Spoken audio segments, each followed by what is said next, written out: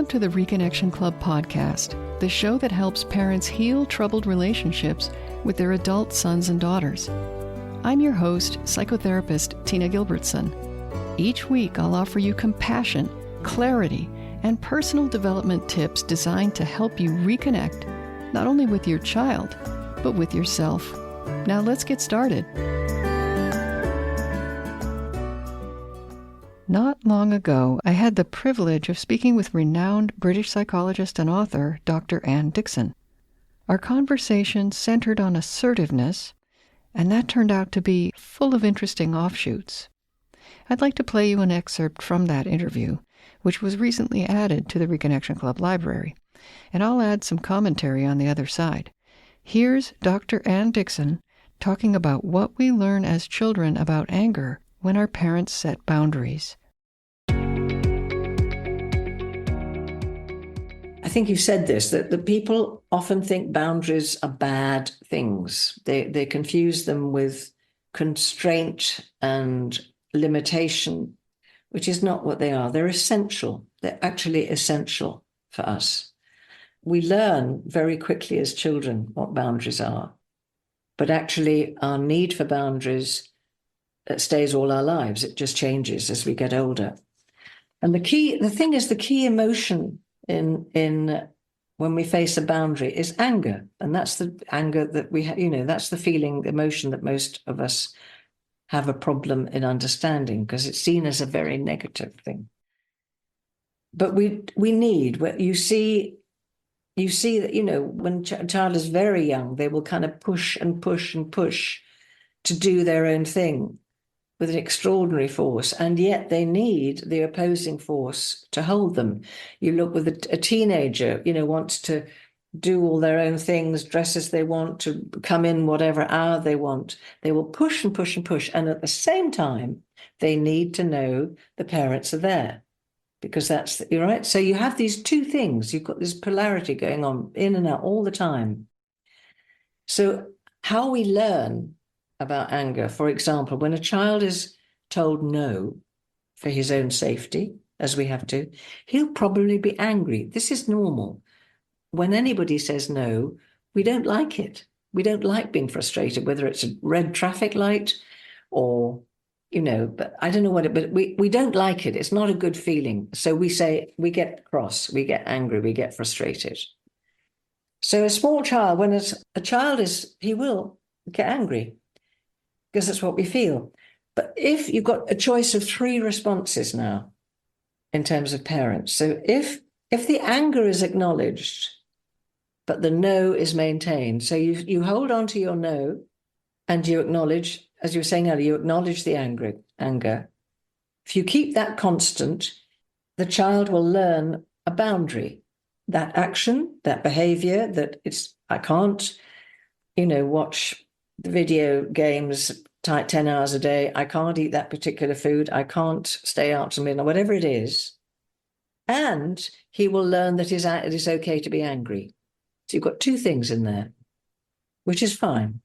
Yeah. If his anger is punished, he'll learn that not only was the action wrong, but the anger's wrong. The third option, if his anger is diffused by the parent changing the mind and ignoring the no and just saying yes because they want to not have disharmony or they don't want to have the tension, then usually he'll learn to use his anger as a tool to get his own way in the future. So you have three options. You either learn that whatever it was wrong and that you can be angry about it. You learn that it was wrong, but you mustn't show anger. Or you learn that if you get angry, you can manipulate, all right? You can manipulate the outcome. Dr. Dickson specified 3 different lessons we might learn as children about anger and limits, depending on how the adults in our lives consistently handle those. She said that either we learn that limits must be respected, but it's okay to be angry about it, or we learn that limits might make us angry, but we shouldn't be angry, and so we're wrong in our behavior and our feelings.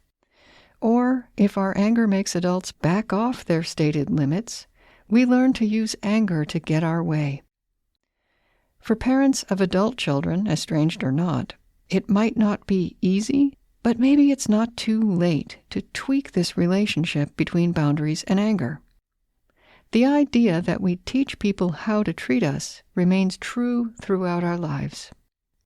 If an adult has learned from experience that it's okay to violate your boundaries if they're angry, you can, in theory, make a renewed commitment to yourself to protect those boundaries. For example, you can refuse to be verbally abused anymore, even if that's happened in the past. Just know that consistency from you is not optional. You heard Dr. Dickson say, if you keep that constant, then the boundary can be learned. That's a crucial point, and it applies to adults as well as children. There must be consequences for violations every time, or boundaries are meaningless. Even in loving relationships, and this is a difficult truth, it's nobody's job but ours to respect the boundaries we put in place for ourselves. If you find it challenging to set and hold boundaries, I'm right there with you. I'll share some links in the show notes to encourage, inspire, and support you. But consistently saying no to boundary violations is not the only task you might take on, according to that wisdom we heard from Dr. Dickson.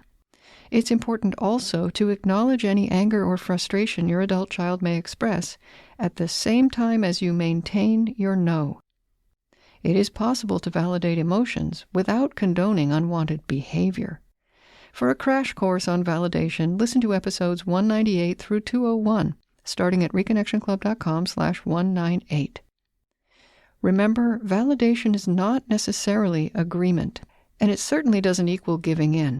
It's just a kind way to do what Dr. Dickson described, acknowledge and make room for emotions.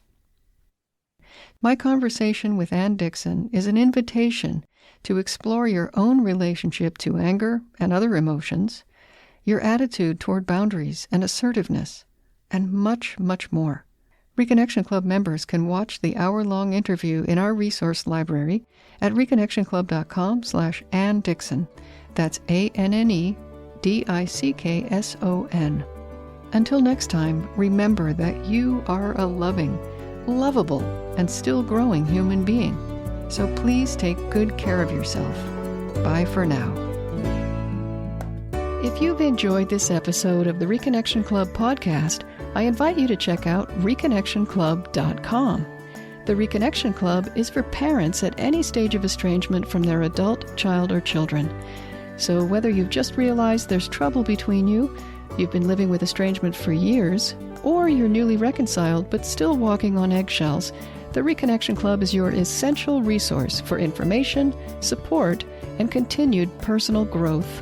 With our courses and workshops, expert interviews, monthly Q&A calls, and a friendly, active community, the Reconnection Club is a wonderful place to be for anyone suffering the pain of estrangement from an adult, child, or children. So check it out at reconnectionclub.com.